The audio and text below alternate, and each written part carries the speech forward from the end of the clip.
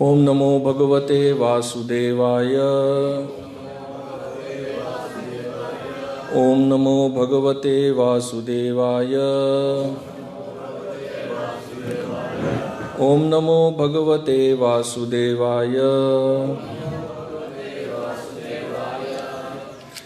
ग्रंथराज श्रीमद् भागवतम चतुर्थ स्कंध नवम अध्याय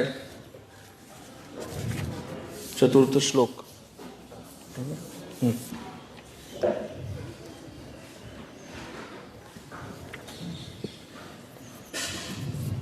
सतं विवक्षन्तम तद्विदं हरि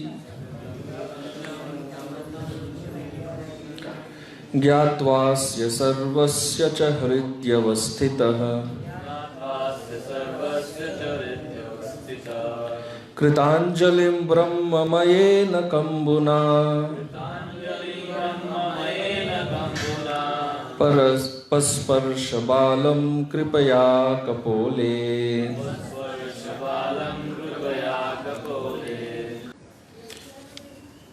शब्दार्थ। सह श्री भगवान तम ध्रुव महाराज को विवक्षन्तम गुणों का गान करने की अभिलाषा से अतत्विदम उसमें पटु न होने से हरि श्री भगवान ज्ञात्वा जानकर अस्य ध्रुव का सर्वस्य प्रत्येक का च तथा हृदय में अवस्थितः स्थित होकर कृत अंजलिम हाथ जोड़कर ब्रह्ममयेन वैदिक मंत्रों के शब्दों से युक्त कंबुना अपने शंख से स्पर्श किया बालक को कृपया अहेतुकी कृपा से कपोले मस्तक पर। अनुवाद एवं तात्पर्य श्रील प्रभुपाद द्वारा अनुवाद। यद्यपि ध्रुव महाराज छोटे से बालक थे, किंतु वे उपयुक्त शब्दों से श्री भगवान की स्तुति करना चाह रहे थे, किंतु अनुभवहीन होने के कारण वे तुरंत संभल नहीं सके। प्रत्येक हृदय में वास करने वाले श्री भगवान ध्रुव महाराज की दयनीय स्थिति को समझ गए, अतः अपनी अहेतुकी कृपा से उन्होंने अपने समक्ष हाथ जोड़कर खड़े हुए ध्रुव महाराज के मस्तक पर अपना शंख छुआ दिया। तात्पर्य। प्रत्येक भक्त भगवान के दिव्य गुणों का गान करना चाहता है। भक्त सदैव भगवान के दिव्य गुणों को सुनने के लिए इच्छुक रहते हैं और इन गुणों का गान करना चाहते रहते हैं, किंतु कभी कभी विनम्रतावश कठिनाई उपस्थित हो जाती है। अतः प्रत्येक मनुष्य के हृदय में वास करने वाले श्री भगवान अपने भक्त को बुद्धि प्रदान करते हैं कि वह यश गान कर सके। अतः यह मानना चाहिए कि जब भक्त भगवान के विषय में कुछ लिखता या बोलता है तो उसके शब्द भगवान द्वारा उसके अंतःकरण से प्रकट किए हुए होते हैं। इसकी पुष्टि भगवद गीता के 10वें अध्याय में इस प्रकार हुई है। जो लोग ईश्वर की दिव्य सेवा में निरंतर लगे रहते हैं, उन्हें भगवान उनके अंतःकरण से आदेश देते रहते हैं कि आगे क्या किया जाए। जब ध्रुव महाराज को भगवान का वर्णन न कर सकने के कारण संकोच हो रहा था, तो भगवान ने अहेतुकी कृपावश उनके मस्तक पर अपना शंख छुआ दिया, जिससे ध्रुव को दिव्य प्रेरणा प्राप्त हो गई। यह दिव्य प्रेरणा ब्रह्ममय कहलाती है, क्योंकि जब कोई इस प्रकार से प्रेरित होता है तो उसके मुख से जो ध्वनि निकलती है वह वेदों की ध्वनि जैसी होती है। यह ध्वनि इस भौतिक जगत की सामान्य ध्वनि नहीं होती। अतः हरे कृष्ण मंत्र की ध्वनि को भले ही सामान्य शब्दों में क्यों न प्रस्तुत किया जाए, उसे सांसारिक नहीं समझना चाहिए। ओम ज्ञानतिमिरान्धस्य ज्ञानाञ्जनशलाकया चक्षुरुन्मीलितं येन तस्मै श्रीगुरवे नमः। श्रीचैतन्यमनोभीष्टं स्थापितं येन भूतले स्वयं रूप कदा मह्यं ददाति स्वपदान्तिकं। वन्देऽहं श्रीगुरोः श्रीयुतपदकमलं श्रीगुरून् वैष्णवांश्च श्रीरूपं साग्रजातं सहगण रघुनाथान्वितं तं सजीवं साद्वैतं सावधूतं परिजनसहितं कृष्ण चैतन्यदेवं श्रीराधा कृष्णपादान् सहगण ललिता श्रीविशाखान्वितांश्च। नमः ओं विष्णुपादाय कृष्णप्रेष्ठाय भूतले श्रीमते भक्तिवेदांत स्वामिन्निति नामिने। नमस्ते सारस्वते देवे गौरवाणी प्रचारिणे निर्विशेष शून्यवादी पाश्चात्य देश तारिणे। हे कृष्ण करुणा सिंधो दीनबंधो जगतपते गोपेश गोपिका कांत राधा कांत नमोस्तुते। तप्त कांचन गौरांगी राधे वृंदावनेश्वरी वृषभानुसुते देवी प्रणमामि हरिप्रिये। वाञ्छाकल्पतरुभ्यश्च कृपा सिन्धुभ्य एव च पतितानां पावनेभ्यो वैष्णवेभ्यो नमो नमः। जय श्री कृष्ण चैतन्य प्रभु नित्यानंद श्री अद्वैत गदाधर श्रीवासादि गौर भक्तवृंद। हरे कृष्ण कृष्ण कृष्ण हरे हरे हरे राम राम राम हरे हरे। हरे कृष्णा। सभी भक्तों का आज के श्रीमद् भागवत प्रवचन में हार्दिक स्वागत है। सभी भक्तों का आशीर्वाद और अनुमति चाहते हैं कि श्लोक के संबंध में कुछ कहने का हम प्रयास कर सकें। तो ध्रुव महाराज अब यहाँ पर भगवान को प्रार्थना करना चाहते हैं। तो नौविधा भक्ति में भक्ति के जो 9 अंग होते हैं उसमें से यह प्रार्थना कौन से अंग में आती है? श्रवणम कीर्तनम विष्णु वंदनम में आती है। तो उस वंदनम के विषय में कुछ चर्चा करने का प्रयास करेंगे, विशेष करके प्रार्थनाओं के विषय में। विभिन्न प्रकार की कौन कौन सी प्रार्थनाएं होती हैं। तो श्रील भक्ति सिद्धांत सरस्वती ठाकुर ने एक ग्रंथ का अनुवादन किया था जिसका नाम है हरि भक्ति कल्प लतिका। इसमें इन अंगों की परिभाषा दी गई है, अलग अलग अंग ये क्या होते हैं। तो उसमें वंदनम का भी परिभाषा दिया है। वंदनम का परिभाषा क्या होता है? तत्पाद पद्म प्रवणैः काय मानस भाषितैः प्रणामो वासुदेवस्य वंदनम कथ्यते बुधैः। कि बुधै अर्थात जो बुद्धिमान व्यक्ति हैं, जो बुद्धिमान जो भक्त हैं, वो वंदन किसे कहते हैं? वंदनम कथ्यते बुधैः। जब भी श्लोक के अंत में हमें ऐसे शब्द मिलते हैं कथ्यते सूचिते वगैरह, तो ये उस शब्द का परिभाषा होता है।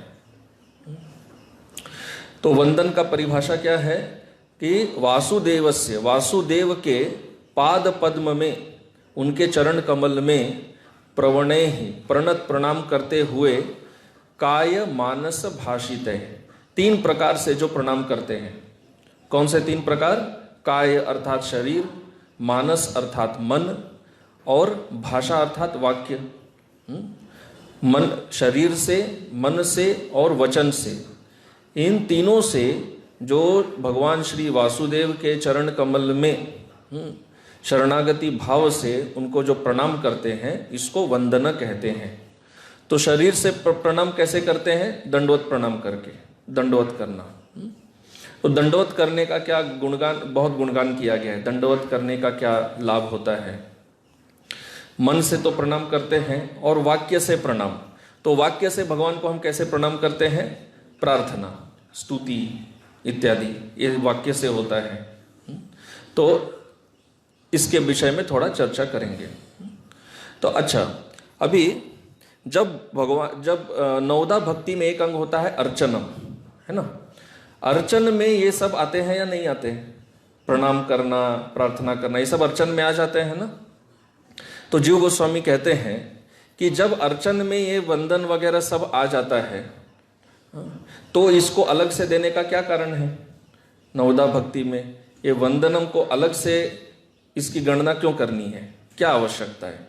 तो कहते हैं कि क्या आवश्यकता ऐसा है कि कई भक्त ऐसे होंगे जब वो भगवान के अनंत गुणों को सुनते हैं, भगवान के वैभव का श्रवण करते हैं, भगवान कितने महान हैं इत्यादि, जब ये सुनते हैं तो ये सुन के वो बहुत नम्रता महसूस करते हैं।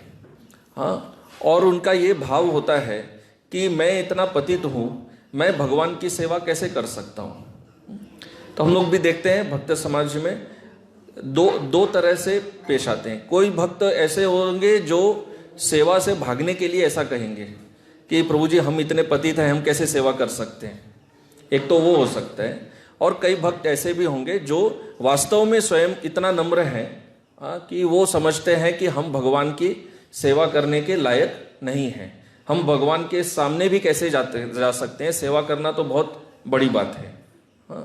कोई महान वैष्णव हो तो हम उनके समक्ष कैसे जा सकते हैं, भगवान के समक्ष हम कैसे जा सकते हैं, हम तो भगवान के गुणों पर ध्यान करने लायक भी नहीं हैं।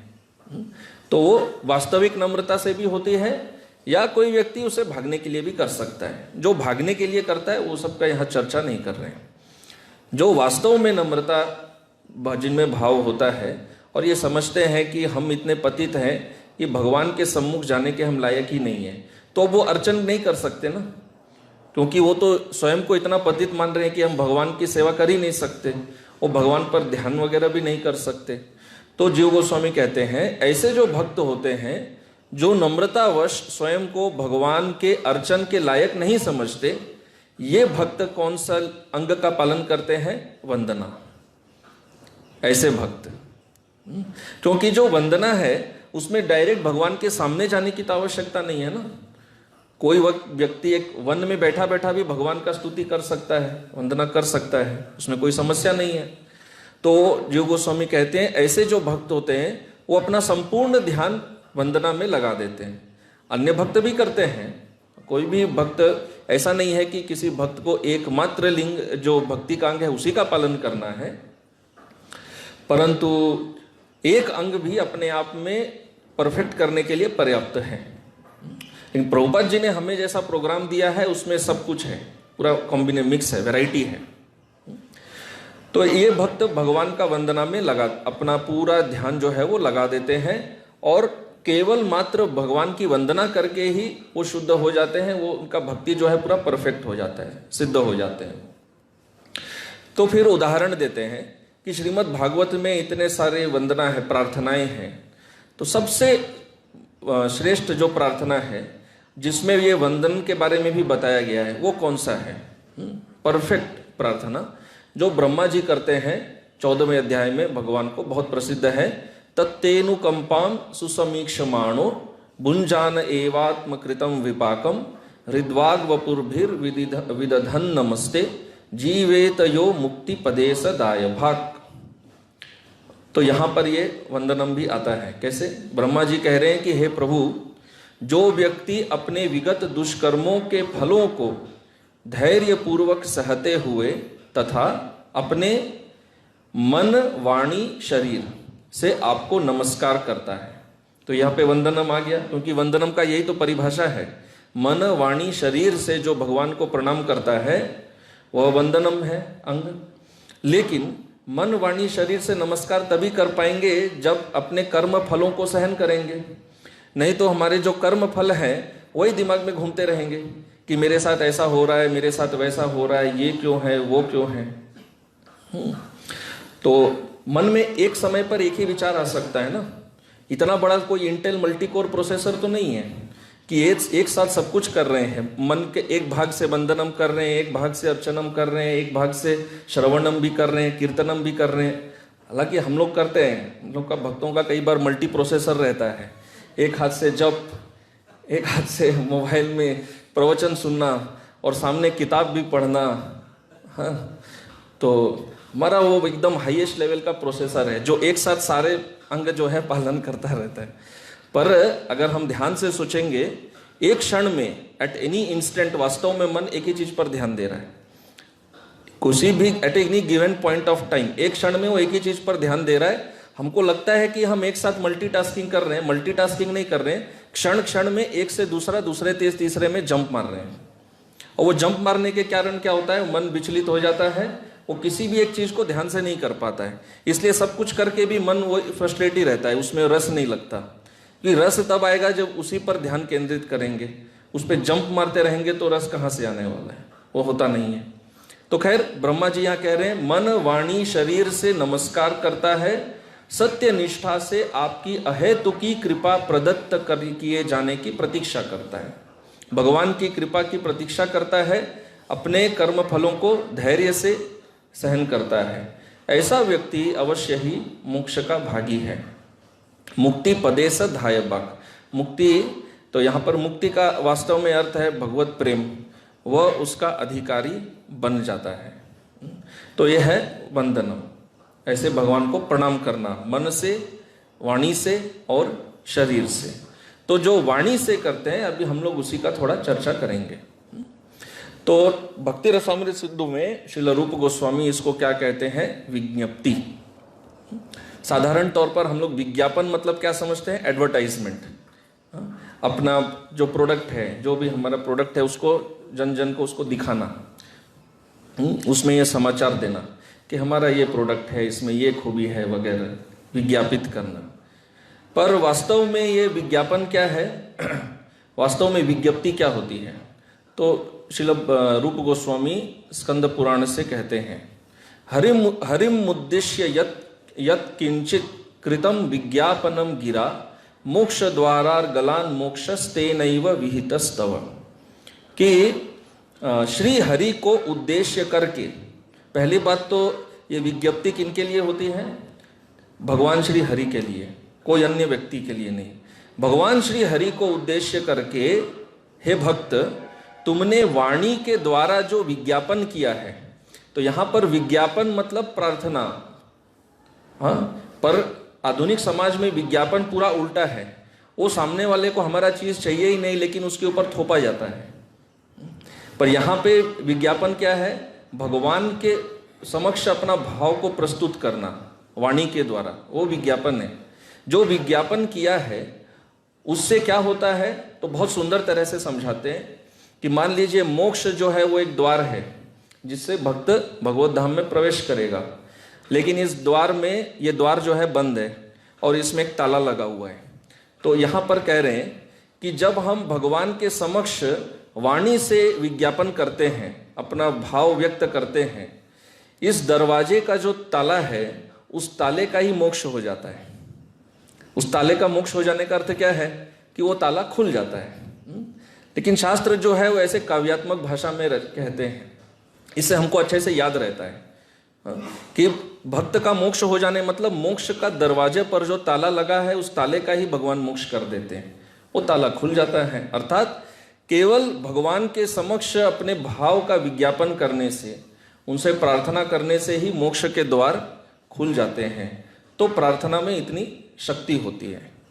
इसके बाद श्रील रूप गोस्वामी विभिन्न प्रकार की प्रार्थनाएं होते हैं, जिसमें 3 प्रार्थना जो सबसे महत्वपूर्ण है वो बताते हैं। पर यही 3 केवल नहीं होती हैं, इससे ज्यादा और भी होते हैं। तो रूप गोस्वामी जी क्या कहते हैं, संप्रार्थनात्मिका दैन्य बोधिका लालसामयी इत्यादि विविधा धीरे कृष्णे विज्ञप्ति रीरिता। कि जो धीर व्यक्ति होते हैं, प्रार्थना करने के लिए धीर तो होना पड़ता है। धीर व्यक्ति भगवान के निकट विज्ञप्ति कैसे करते हैं, पहला है संप्रार्थनात्मिका, दूसरा है दैन्य बोधिका और तीसरा लालसामयी। लेकिन कभी कभी हम लोग सोचते हैं यही 3 होते हैं, यही 3 नहीं होते, क्योंकि रूप गोस्वामी आगे कहते हैं इत्यादि एटसेट्रा, और भी होते हैं इनके अलावा, वो भी हम लोग थोड़ा चर्चा करेंगे। इत्यादि ऐसे विविध भेद में प्रार्थना करते हैं। तो पहला जो होता है वो है संप्रार्थनात्मिका। संप्रार्थनात्मिका का अर्थ क्या, भगवान से ये प्रार्थना करना विशेष रूप से कि हमारा मन उनमें एकनिष्ठ हो जाए, मेरा मन भगवान में लग जाए, इस प्रार्थना को कहते हैं संप्रार्थनात्मिका, या मन भगवान से आसक्त हो जाए, भगवान के चरण कमल में रम जाए, ये है संप्रार्थनात्मिका विज्ञप्ति। तो ऐसे विज्ञप्ति कौन सा भक्त करते हैं? जिनके अंदर अभी तक भाव उत्पन्न नहीं हुआ है वो ऐसा करते हैं, क्योंकि जिनमें भाव उत्पन्न हो चुका है वो तो ऑब्वियस, भाव मतलब क्या, उनका मन पूरा भगवान में रम गया है ना, तो वो अब ये प्रार्थना क्यों करेंगे कि मेरा मन आगे आप में लग जाए, वो और आगे की स्तर की प्रार्थना करेंगे। तो ये किनके लिए है? जो भाव स्तर तक नहीं पहुंचे हैं, जिनका मन भगवान में अभी तक पूर्ण रूप से आसक्त नहीं हुआ है, तो वो ऐसा प्रार्थना करते हैं। फिर दूसरा है दैन्य बोधिका। दैन्य बोधिका में अपना जो दीन भाव है वो प्रकट करते हैं कि आप कितने महान हैं और मैं कितना दीनहीन हूं। जैसे सुदामा भगवान से करते हैं ना को हम, कि कहाँ आप लक्ष्मीपति और कहाँ मैं एक नीच दरिद्र व्यक्ति, हम दोनों की कोई तुलना ही, कोई बराबरी हो ही नहीं सकती। और तीसरा लालसामयी। लालसामयी कौन से भक्त करते हैं? विशेष रूप से वो भक्त जो भाव के स्तर को प्राप्त कर चुके हैं। तो लालसामयी में वो भगवान से क्या प्रार्थना करते हैं?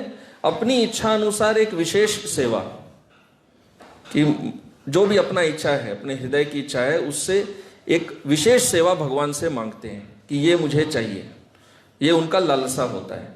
तो इसको लालसामयी प्रार्थना कहते हैं। परंतु जो भाव को नहीं, भाव तक नहीं पहुंचे हैं, वो भी लालसा भाव में करते हैं। जैसे एक प्रार्थना है जो हम लोग इस्कॉन में प्रत्येक दिन सुबह करते हैं, वो लालसा भाव में होता है। वो कौन सा प्रार्थना में आता है? हाँ, यही निवेदन करो सखीर अनुगत करो। तो हम भगवान से मांग रहे हैं ना, क्या मांग रहे हैं? कि हमें वृंदावन में क्या चाहिए? सेवा चाहिए, करो निज दासी। तो ये जो प्रार्थना है ये लालसा भाव में है। लालसा, हाँ, मतलब लालसा, किसी चीज का बहुत तीव्र अनुकंठा जो हमको चाहिए, ऐसे। तो संप्रार्थनात्मिका, उसके लिए श्रील रूप गोस्वामी उदाहरण देते हैं, और विशेष करके हम लोग देखेंगे नरोत्तम दास ठाकुर इन विषयों पर कैसे कैसे प्रार्थना करते हैं। तो पद्म पुराण से श्रील रूप गोस्वामी बहुत सुंदर श्लोक देते हैं संप्रार्थनात्मिका के लिए। युवती नाम यथा यूनि यूनांच युवतौ यथा मनोभिरमते तद्वन मनोभिरमताम त्वयि। कि जिस प्रकार एक युवती का मन युवक में लगता है और युवकों का जिस प्रकार युवतियों में मन आसक्त हो जाता है परस्पर एक दूसरे का, उसी प्रकार हे प्रभु मेरा मन आप में आसक्त हो। तो संप्रार्थनात्मिका का परिभाषा क्या था? अपने, मेरा मन जो है वो भगवान में लग जाए। तो इसी तरह यहाँ पर कह रहे हैं कि मेरा मन आप में आसक्त हो, जैसे लड़का और लड़की एक दूसरे में, जो युवक और युवती है वो आसक्त हो जाते हैं। तो श्रील नरोत्तम दास ठाकुर संप्रार्थनात्मिका के लिए एक भजन कहते हैं। हम भजन नहीं गा रहे, जस्ट एक थोड़ा सा समझेंगे कि वो क्या कहते हैं। तो नरोत्तम दास ठाकुर संप्रार्थनात्मिका भजन लिखते हैं प्रार्थना ग्रंथ में। राधा कृष्ण निवेदन ए जन करे, कि हे राधा हे कृष्ण निवेदन कर रहे हैं, दोह अति रसमय सकरुण हृदय। तो संप्रार्थनात्मिका में भगवान का गुणगान भी होता है, दोनों रहता है। अवधान करो नाथ मोरे, हाँ, और इस भजन में बार बार वो कह रहे हैं कि मेरा प्राण आपसे जुड़ जाए, मन आप में लग जाए, मेरी जो यह इच्छा है इसको कृपया पूर्ण करिए। पर संप्रार्थनात्मिका में कोई विशेष सेवा नहीं मांगते कि विशेष रूप से एकदम पर्टिकुलर स्पेसिफिक यही हो जाए। संप्रार्थनात्मिका कैसा है? एक जनरल प्रेयर है, जनरल जो सभी करते हैं, हमारा मन आप में लग जाए। तो इस तरह नरोत्तम दास ठाकुर जी यहाँ पर कहते हैं और भगवान को पुकार रहे हैं, हे कृष्ण गोकुल चंद्र, हे गोपी प्राण वल्लभ, हे कृष्ण प्रिया शिरोमणि, गुण सुनी जुड़ाए पराणी। आपका गुण मैं जब सुनूं, मेरा प्राण जो है वो आप में क्या हो जाए? जुड़ जाए। अर्थात अलग अलग शब्दों में कहते हैं, पर मूल रूप से भाव वही है कि हमारा मन आप में आसक्त हो जाए। कभी कहेंगे हमारा प्राण जुड़ जाए, कभी कहेंगे आसक्त हो जाए, मैं आपके चरणों में पड़ा रहूं, पर मूलतः भाव वही है। तो इस तरह नरोत्तम दास ठाकुर भगवान से यहाँ प्रार्थना कर रहे हैं, कृष्ण कृष्ण जय जय राधे, अंजलि मस्तके धरे धरी नरोत्तम भूमि पड़े। कि हे राधा हे कृष्ण, ये नरोत्तम अंजलि मस्तक, अंजलि मुद्रा में नीचे गिर गया है, आपके सामने प्रणाम कर रहा है। कहो कहे दोहे पुराओ मन साधे, मेरा मन जो है वो कब आप में पूरी तरह लग जाएगा। तो नरोत्तम दास ठाकुर का मन तो पूरा लगा हुआ ही है, पर विभिन्न प्रकार की प्रार्थनाएं जो है वो यहाँ पर सिखा रहे हैं। हाँ, और जिस भक्त का जैसा भाव है, जो भक्ति के जिस स्तर पर है, यदि इन प्रार्थनाओं के तत्व को समझ जाए तो ठीक समझ जाएंगे कि ये प्रार्थना कौन से स्तर के भक्त करते हैं। क्योंकि साधक के लिए अलग प्रार्थना होता है, सिद्ध भक्त के लिए अलग प्रार्थना होता है। तो ये हो जाता है संप्रार्थनात्मिका। फिर दैन्य बोधिका, तो श्रील रूप गोस्वामी भक्ति रसामृत सिंधु में फिर पद्म पुराण से ही उदाहरण देते हैं। मत तुल्यो नास्ति पापात्मा, कि मत तुल्यो, मेरे समान, तुल्य अर्थात समान, मेरे जैसा कोई पापी नहीं है। न अपराधी च कश्चन, मेरे जैसा बड़ा कोई अपराधी भी नहीं है। परिहारेपि लज्जा में, अब मुझे इतनी लज्जा आ रही है हे पुरुषोत्तम, मैं कि ब्रुवे पुरुषोत्तम, कि मैं इतना बड़ा पापी हूं, मैं तो मुझे इतना लज्जा आ रहा है कि आपके सामने जा कर आपसे क्षमा मांगने का भी मुझे हिम्मत नहीं हो रहा है। हाँ, कि हम यदि बहुत पाप किए हैं तो हम भगवान से क्षमा मांगते हैं, कोई अपराध हो जाता है, जैसे ऑल्टर में क्षमा के लिए मंत्र पढ़ते हैं ना, तो मैं तो इतना बड़ा अपराधी हूं कि क्षमा मांगने में भी शर्म आ रहा है। तो अब आप बताइए, अब मैं क्या कहूं? कुछ समझ में ही नहीं आता है कि मैं क्या कहूं। आप ही बता दीजिए, मैं आपसे क्या प्रार्थना कर सकता हूं, कुछ भी नहीं समझ पा रहा हूं। तो नरोत्तम दास ठाकुर ने बंगाली भाषा में सब बहुत सरल सरल प्रार्थनाएं दी हैं, और इसमें से कुछ प्रार्थनाएं जो प्रभुपाद जी के विशेष फेवरेट थे, जिसमें एक है ये दैन्य बोधिका का हरि हरि बिफले, सब भक्तों ने सुना है। हरि हरि बिफले जन्म गवाइनो, कि हे हरि, मैंने अपना जन्म जो है मनुष्य जन्म गंवा दिया। कैसे गंवा दिया? मनुष्य जन्म पैया राधा कृष्ण ना भजिया। तो यहां पर अपना दैन्य प्रकट कर रहे हैं कि मैं कितना पतित हूं। जानिया सुनिया विष खाइनो, मनुष्य जन्म जो भगवत प्राप्ति के लिए होता है, उसमें मैंने राधा कृष्ण का भजन नहीं किया। तो इसका अर्थ क्या है? जानबूझकर मैंने विष खा लिया। ये दैन्य बोधि का प्रार्थना है। अंत में नरोत्तम दास ठाकुर कह रहे हैं कि हा हा प्रभु नंद सुत वृषभानु सुता जुत, करुणा करो हो एक बार, इस बार कृपया मुझ पर कृपा करिए। नरोत्तम दास कोय ना चली हो रांगा पाए, तोमा बिना किया छे अमर, आपके अलावा और कोई, मैंने तो अपना जीवन नष्ट कर दिया, लेकिन अब मैं पूरी तरह आपके कृपा पर ही निर्भर हूं।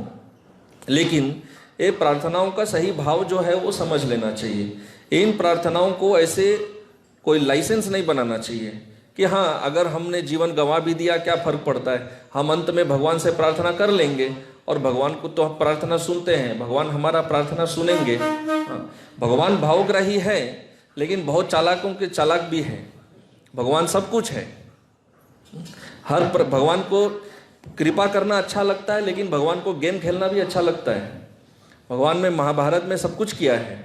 तो यदि भगवान के साथ ये गेम खेलें, जैसे कई बार लोग पूछते हैं कि अजामिल के तरह अंत में यदि भगवान को याद कर लें तो बस हो जाएगा, प्रॉब्लम सॉल्व हो जाएगा। जितना मूर्ख भगवान को समझे हैं उतना मूर्ख नहीं है। ठीक है। और भगवान का चालाकी कैसा होता है कि भगवान दिखाते हैं कि हाँ मैं मूर्ख बन रहा हूं, वास्तव में तुम मुझे हरा रहे हो, ऐसा ही भगवान दिखाएंगे। और वो व्यक्ति को यही लगेगा कि मैं भगवान को हरा रहा हूं, मैं जीत रहा हूं। लेकिन अंतिम पासा जब फेंकेंगे तो ऐसा फेंकेंगे कि वो व्यक्ति और उठने लायक नहीं रहेगा। तो इसलिए भगवान के साथ ये गेम खेलने का प्रयास नहीं करना चाहिए। भक्तों के साथ भी, महान भक्तों के साथ भी ये प्रयास नहीं करना चाहिए। द्वारका लीला में भगवान यही दिखाते हैं। भले ही वो उनके पार्षद थे, परंतु उन्होंने ब्राह्मणों के साथ छल करने का प्रयास किया, उनका उपहास करने का प्रयास किया, उनके साथ गेम खेलने गए, तो अंत में गेम में हार गए ना। तो ये कभी नहीं करना चाहिए। तो ये प्रार्थना का भाव है कि मनुष्य जन्म में जानबूझकर विष नहीं खाना चाहिए, ऐसा नहीं करना चाहिए। लेकिन फिर भी जो हो गया वो हो गया। अब जो है वो भगवान से प्रार्थना करें और अब विष ना खाएं, अब अमृत पान करें, कहने का अभिप्राय ऐसा है। तो ये हो गया दैन्य बोधिका। अब इसके आगे है लालसामयी। तो लालसामयी यहां पर श्रील रूप गोस्वामी कहते हैं, कदा गंभीरया वाचा श्रिया युक्तो जगतपते चामर व्यग्र हस्तम माम एवं कुर्विति वक्ष्यसी। तो ये बहुत सुंदर इस रसमय प्रार्थना है। यहाँ पर जो भक्त हैं अवश्य ही वो भाव स्तर पर हैं और अपने हृदय का एक विशेष प्रार्थना भगवान से कर रहे हैं, एक विशेष बात कह रहे हैं। क्या कह रहे हैं कि हे जगन्नाथ जगतपति, आप लक्ष्मी के सहित विराजमान चामर व्यग्र हस्त मुझको गंभीर स्वर में आप कब कहोगे। तो मैं चामर ढुला रहा हूं और आप मुझे गंभीरता से कब क्या देंगे, इंस्ट्रक्शन, डांट लगाएंगे, ऑर्डर लगाएंगे कि हे भक्त इस प्रकार से व्यजन करो। तो ये भगवान से क्या प्रार्थना कर रहे हैं कि आप मुझे कब अपना समझकर डांट लगाएंगे। तो भक्तों के भाव बड़े विचित्र सब होते हैं। हम लोग साथ डांट से भागना चाहते हैं, लेकिन यहां पर वो ये प्रार्थना कर रहे हैं कि आप कब मुझे डांटेंगे, क्योंकि डांटना मतलब आपने मुझे अपना मान लिया, आपने ये अधिकार, मैंने आपको ये अधिकार दे दिया, हमारा संबंध इतना घनिष्ठ हो गया कि आप मुझे डांट भी सकते हैं। तो आप कब मुझे डांटेंगे कि इस प्रकार ठीक से चामर ढुलाओ। तो इस प्रकार का प्रार्थना वो करते हैं। तो नरोत्तम दास ठाकुर भी ये लालसामयी एक प्रार्थना करते हैं। प्रार्थना में गौरांग बोलिते हबे पुलक शरीर, होरी होरी बोलिते नयने बोइबे नीर। तो वो प्रार्थना क्या कह रहे हैं कि कब वो दिन आएगा जब मैं जैसे ही मैं गौरांग नाम ले लूंगा मेरा शरीर पुलकित हो जाएगा, शरीर में रोमांच हो जाएगा, और जब मैं हरी हरी बोलूंगा तब मेरे आंखों से क्या गिरेंगे, अश्रु गिरेंगे। वो दिन कब आएगा। तो ये लालसामयी है। जो भाव स्तर पे होते हैं वो ये प्रार्थना कर सकते हैं। जो साधक है या जो आरंभ में है वो तो यही प्रार्थना करे कि जब मैं हरे कृष्ण बोलूंगा कब मैं जगा रहूंगा, कब मुझे नींद नहीं आएगी हरे कृष्ण बोलते हुए, के लिए ये आवश्यक है। तो भक्त जिस स्तर पे हो वो प्रार्थना करना सबसे उत्तम होता है। यदि सिद्ध स्तर की प्रार्थना कर रहे हैं जिसका क्या अर्थ है, क्या भाव है, उनको भी नहीं समझ में आ रहा है, क्योंकि ये सिद्ध प्रार्थनाएं होती हैं जो ये देखने में प्राकृत रस जैसे ही होती हैं, है ना, कब मैं रोऊंगा, हाँ कब मैं नाचूंगा वगैरह, तो ये प्राकृत लगता है, परंतु ये भाव स्तर पे गाते हैं। तो साधक के लिए तो इतना अच्छा है कि साधारण रूप से कब मुझे भगवान के नाम में रुचि आएगा, मुझे भागवत में कब रुचि आएगा, कब मैं अपराध करना बंद कर दूंगा, यही बहुत बड़ा प्रार्थना हो जाता है। हाँ, क्योंकि अपराध करते रहेंगे तो कहाँ से वो स्तर तक पहुंचेंगे, वो तो संभव ही नहीं है। तो खैर, और नरोत्तम दास ठाकुर यहाँ पर कहते हैं, रूप रघुनाथ पदे होइबे आकुति, कबे हम बूझाबो से जुगल प्रीति। कब मैं वह युगल प्रीति को समझ पाऊंगा, राधा कृष्ण प्रेम को मुझे समझना है। रूप रघुनाथ पदे रहु मोर आश, प्रार्थना करोए सदा नरोत्तम दास। तो ये लालसामयी हो गया। ये तीन है मुख्य रूप की प्रार्थनाएं, परंतु अन्य और भी होते हैं जो नरोत्तम दास ठाकुर ने समझाया है। तो ऐसा कहते हैं कि 10 प्रकार का प्रार्थना होता है। ये 3 तो हुआ, चौथा होता है मन शिक्षा, जैसे कि भजहु रे मन। तो भजहु रे मन में क्या कर रहे हैं, मन को प्रार्थना नहीं कर रहे हैं, मन से याचना नहीं कर रहे हैं, मन को इंस्ट्रक्शन दे रहे हैं, मन को ऑर्डर दे रहे हैं कि हे मन क्या करो, श्री नंद नंदन का भजन करो। भजहु रे मन श्री नंद नंदन अभय चरणार विंद रे। तो यहां पर मन को शिक्षा दिया जा रहा है। तो ये भी एक प्रकार का प्रार्थना है। और रघुनाथ दास गोस्वामी जी ने तो एक ग्रंथ ही लिखा है मन शिक्षा, तो पूरा माइंड को सारे उसमें इंस्ट्रक्शंस है। तो ये भी एक प्रकार का प्रार्थना होता है, मन को शिक्षा देते हुए। फिर एक प्रकार का प्रार्थना नरोत्तम दास ठाकुर जी लिखते हैं, वैष्णव महिमा प्रकाशिका। ये प्रार्थना होती है जिसमें वैष्णव की महिमा का प्रकाश करते हैं कि वैष्णव कितने महान होते हैं। तो नरोत्तम दास ठाकुर ने इसके लिए भजन दिया है, ठाकुर वैष्णव पद अवनीर सुसंपद, सुनो भाई होइया एक मन। तो यहां कह रहे हैं कि वैष्णव ठाकुर जो है सुसंपद, इस संसार में वास्तविक धन किसी व्यक्ति का हो सकता है तो वो है वैष्णव के चरण। वैष्णव का चरण ही वास्तविक धन होता है। और हे भाई लोग, कृपया ध्यान से सुनो। ध्यान से क्या सुनो? वैष्णव की महिमा क्या होती है। आश्रय लोइया भोजे, तारे कृष्ण नाही त्यजे। जो कोई व्यक्ति वैष्णव का आश्रय लेकर भजन करता है, अपने मन माने तरीके से नहीं, वैष्णव के आश्रय में भजन करता है, कृष्ण नाही त्यजे, कृष्ण कभी भी ऐसे व्यक्ति का त्याग नहीं करते हैं। आर सब मोरे अकारण। लेकिन जो अन्य व्यक्ति हैं जिन्होंने वैष्णव का शरण नहीं लिया है, वैष्णव का आश्रय नहीं लिया है, वो तो बिना कारण मर जाते हैं, उनकी कोई गति नहीं है। और फिर वैष्णव का महिमा समझा रहे हैं, वैष्णव चरण जल प्रेम भक्ति दीते बल।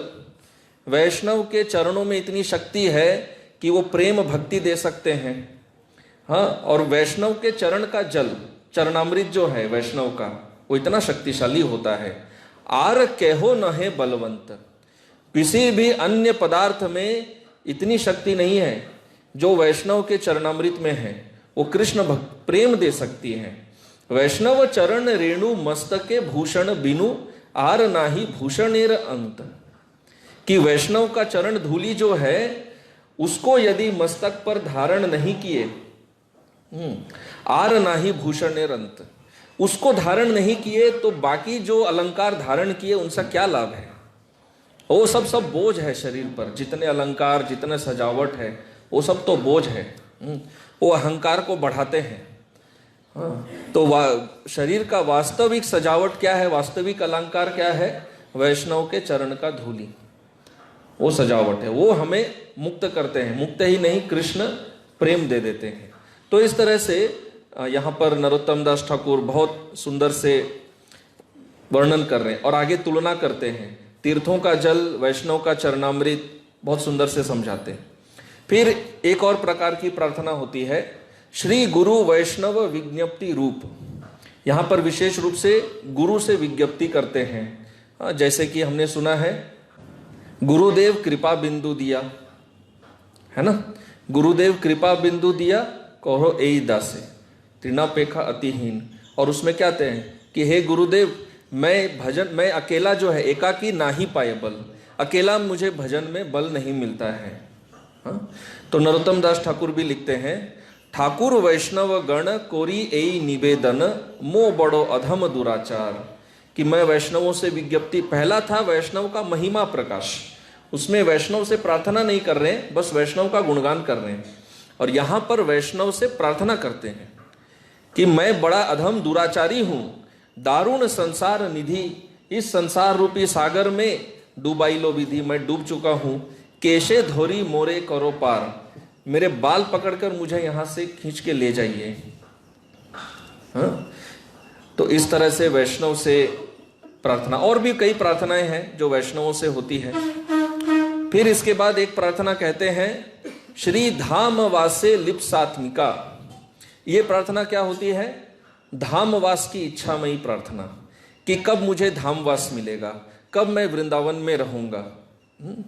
जैसे प्रबोधानंद सरस्वती जी लिखते हैं श्री वृंदावन महिमामृत, वो तो बहुत बड़ा ग्रंथ है। उसमें वो अंत में कहते हैं कि जो व्यक्ति वृंदावन को छोड़कर जाना चाहता है, मेरे हिसाब से तो वो पागल है। तो कम से कम कहने का अभिप्राय है, मन से तो वृंदावन धाम का त्याग नहीं करना चाहिए। शारीरिक रूप से तो करना पड़ता है, उपाय नहीं है, क्योंकि वृंदावन धाम में शारीरिक रूप से रहने के लिए भी बहुत योग्यता चाहिए, परंतु मन से तो नहीं। तो कहते कोई व्यक्ति वृंदावन छोड़ने का सोच कैसे सकता है, कैसे संभव है। तो नरोत्तम दास ठाकुर यहाँ पर यह प्रार्थना कर रहे हैं, आर की एमोन दशा होबे, सब छाड़ी वृंदावने जाबो। क्या वो दिन कभी आएगा कि सब कुछ त्याग करके मैं वृंदावन जाऊंगा। आर कौबे श्री रास मंडले गौड़ा गौड़ी दिबो कुतूहले, कि रास मंडल में जो भूमि है, जो परम पावन धरती है रास मंडल की, कब मैं उसमें लौटूंगा उस धूल में। आर कबे गोवर्धन गिरी देखी वो नयन जुग भरी, दो आंखों से गोवर्धन का दर्शन कर करके कब मेरी आंखें तृप्त होंगी। तो ये प्रार्थना है, ये वृंदावन वास। और अंत में कहते हैं आर कबे जमुनार जले मज्जने होई वो निर्मले, कब यमुना में स्नान करूंगा। साधु संगे वृंदावने वास नरोत्तम दास करे आश। तो नरोत्तम दास ठाकुर अकेले वृंदावन में वास करने का प्रार्थना नहीं कर रहे, साधु संग में वृंदावन वास का भगवान से प्रार्थना कर रहे हैं। तो यह है धाम वास के लिए। फिर एक और प्रकार का प्रार्थना कहते हैं साधक देहे लालसा सूचिका। ये भी वृंदावन वास के लिए है, परंतु ये साधक देह में है, सिद्ध देह में नहीं। तो साधक देह में क्या प्रार्थना करते हैं, हरि हरि कबे मोर होई बे सुदिन, कब वो सुंदर दिन आएगा। भजिबो श्री राधा कृष्ण हुइया प्रेमाधीन, हाँ प्रेम के अधीन होकर कब मैं राधा कृष्ण का भजन करूंगा। सुजंत्रे मिशाया गाबो सुमधुरतान, बहुत सुंदर लय ताल इत्यादि में आनंद कोरिबो दोहा रूप गुणगान, कब मैं उनके रूप का गान करूंगा। तो थोड़ा भेद होता है साधक की प्रार्थना के स्तर में और सिद्ध की प्रार्थना के स्तर में। सिद्ध में जो प्रार्थना करते हैं अधिकतर उसमें ऐसा नहीं कहते कब मेरा मन आप में लगेगा, ये सब बहुत प्राथमिक स्तर की बातें हैं। फिर इसके आगे प्रार्थना एक और करते हैं आक्षेप बोधिका।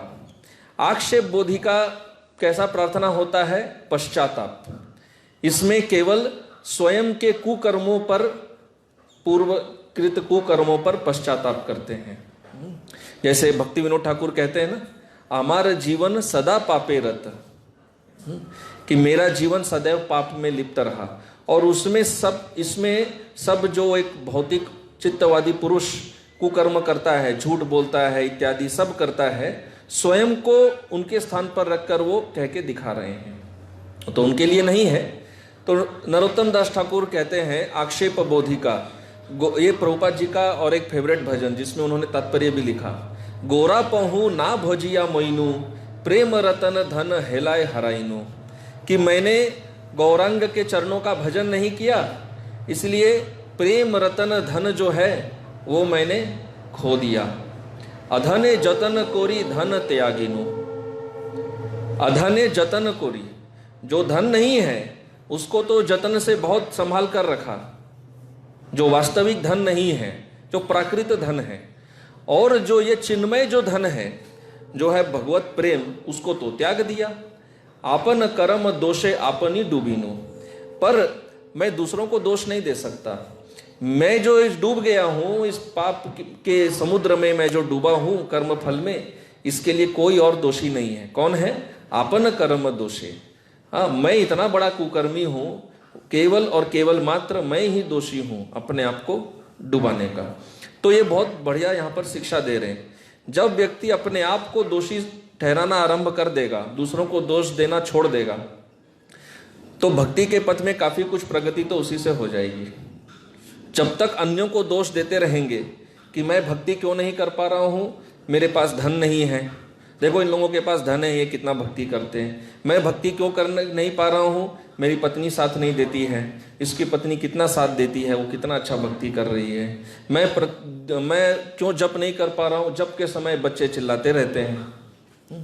तो हर चीज में दूसरे को दोष देना, मुझे सेवा में क्यों रुचि नहीं है, ये मंदिर का मैनेजमेंट ऐसे बोलते हैं वैसे बोलते हैं, साथ नहीं देते, तो सेवा में रुचि नहीं। तो ये लिस्ट अनगिनत है, हाँ, इसका कोई अंत नहीं है दूसरों को दोष देते रहने का, है ना। प्रभुपाद जी के पास कोई एक भी कुछ सपोर्ट था, कोई एक भी साथ देने वाला किसी भी प्रकार से कोई भी नहीं, हाँ, लेकिन वो दूसरों पर दोषारोपण नहीं करते रहते थे, इसके कारण ये नहीं हो रहा है, उसके कारण नहीं हो रहा है। इसलिए कितना ज़्यादा संस्था को कितने कम समय में कितना तीव्र आगे बढ़ा दिए। और हम अगर केवल दोष ही देते रहेंगे, ये नेता इसके लिए दोषी है, ये धर्म का व्यक्ति इसके लिए दोषी है, ये समाज दोषी है, ये व्यक्ति दोषी है, ये मेरा गृहस्थ आश्रम ही दोषी है। अगर मैं गलती से गृहस्थ नहीं बना होता तो आज मैं भी बहुत सुंदर मंदिर में नृत्य करता रहता, मेरा जीवन कितना सुखमय होता। हाँ, तो ब्रह्मचारियों को जीवन में कष्ट नहीं होता है क्या? तो जाके बात करके देखिए।